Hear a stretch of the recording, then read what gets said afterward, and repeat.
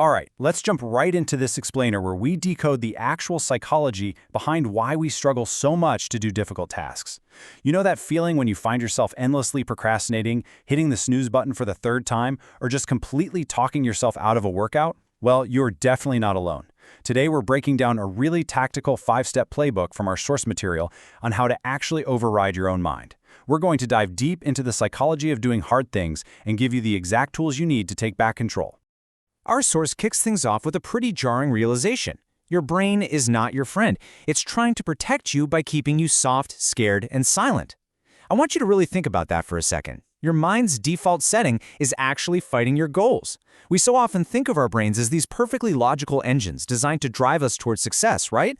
But biologically speaking, your brain just wants to prioritize basic survival and comfort above absolutely everything else. Every single time you try to push your limits, your own mind is literally the first thing that goes to war against you. So that brings us to step 1, the survival trap. Let's actually look at how this biological trap works in real life. Your brain is constantly whispering at you to rest, to take it easy, to just scroll on your phone for 5 more minutes, simply because it only cares about survival. It views exertion and risk as literal threats. But the underlying warning from the source material is super clear. The easy way doesn't build warriors. The longer you obey that internal voice craving comfort, the voice that says, one more scroll won't hurt, or hey, we can just start tomorrow, the more you become an absolute slave to your own mind. Comfort is incredibly seductive, for sure, but it is entirely stagnant.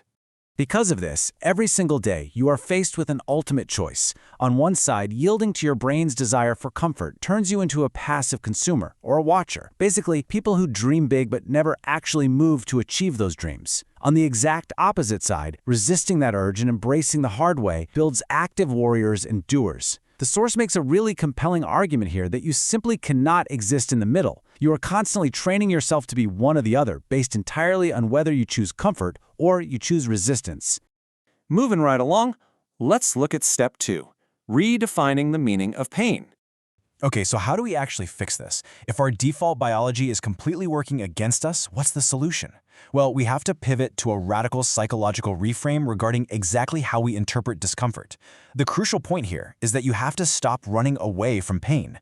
The source redefines it entirely, saying pain is not a warning and it's not an enemy. Instead, it is the necessary currency paid for growth, power, clarity, and strength. Think of it like a transaction. If you want the result, you have to spend the currency. You stop chasing comfort and you start actively chasing the resistance. To actually break out of that comfort loop, the source suggests a really specific, honestly kind of aggressive mental response. Whenever that little voice in your head pops up and says, I don't feel like it, your immediate, highly trained response has to be, good, that means I must. You are making pain and reluctance the actual trigger to take action rather than accepting it as a warning to retreat. You are literally flipping the script on your own neurological habits. Which leads us perfectly into step 3, the 3-second kill switch. Because, let's be honest, knowing you need to embrace pain is one thing, but actually doing it in the heat of the moment, totally different story. So here is a highly tactical protocol from the source designed to bypass the brain's natural tendency to hesitate. The very second you hesitate, your brain starts generating a million excuses, and almost always your brain wins. So whenever you doubt a workout, or you delay a heavy task, or you feel that spike of fear about speaking up, you have exactly 3 seconds to execute this countdown. 3, 2, 1, move. You wake up, the alarm goes off, and your bed is way too warm. 3, 2, 1, move. The entire purpose of this kill switch is incredibly simple. Action kills overthinking. Hesitation is the absolute enemy of transformation. By doing this, you are enforcing movement without thought. You are immediately cutting off the oxygen to your brain's excuse-making factory. If you give yourself 5 seconds, or maybe 10 seconds, you are going to talk yourself out of doing the hard thing. That 3-second window is your strike zone. All right, let's shift gears to step 4, entering daily war mode.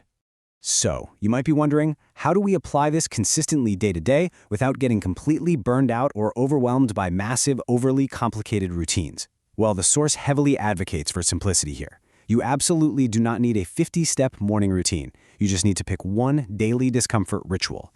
Maybe it's a freezing cold shower, maybe it's 100 push-ups, 30 minutes of intense deep work, speaking up at a meeting when you're terrified, or even just waking up before the sun. You treat each of these small, deliberate acts as a literal punch to your own weakness. It's a daily ritual that actively trains your brain to submit to your willpower. And this highlights a massive takeaway from the material.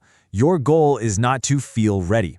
We spend so much of our lives just waiting for inspiration or motivation to magically strike us. But the source is beautifully blunt here. Do not wait for motivation. Your goal is to force the action until your mind simply shuts up and follows your physical lead. Action dictates feeling, absolutely not the other way around. Finally, we arrive at step 5, becoming the machine. Let's see how all these tactical steps, from redefining pain to the kill switch to those daily rituals, actually build toward a complete rewiring of who you fundamentally are. Most people wait to feel disciplined before they act like disciplined people. But the source emphasizes that true lasting change comes from deciding your identity first. Warriors don't wait to feel disciplined. They decide exactly who they are, and then they let their actions follow that identity. It's a complete top-down approach to your own psychology. You actually have to make a conscious, verbal declaration to your brain, "I'm not lazy, I just trained myself to avoid pain, but that ends today." This is incredibly powerful because it wipes away the guilt of the past. It acknowledges that your past behavior was just bad training, and it's training you can undo right now. You tell your brain this fact, and then you go out and do something hard to prove it. Because at the end of the day, doing hard things isn't just about crossing items off a to-do list. Sure, that rewires your day, but that's thinking too small. The real goal is fundamentally transforming from a passive consumer into a machine that actually thrives under pressure. You are rewiring your core identity.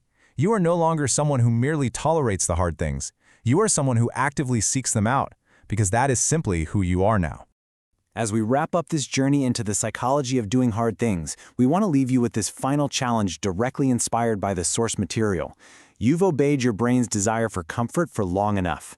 Knowing your brain's traps, knowing about the 3-second kill switch, and understanding the power of redefining pain, will you remain a watcher or will you choose the resistance? That old version of you dies today. Who will you choose to be when this explainer ends? The choice and the action is entirely yours.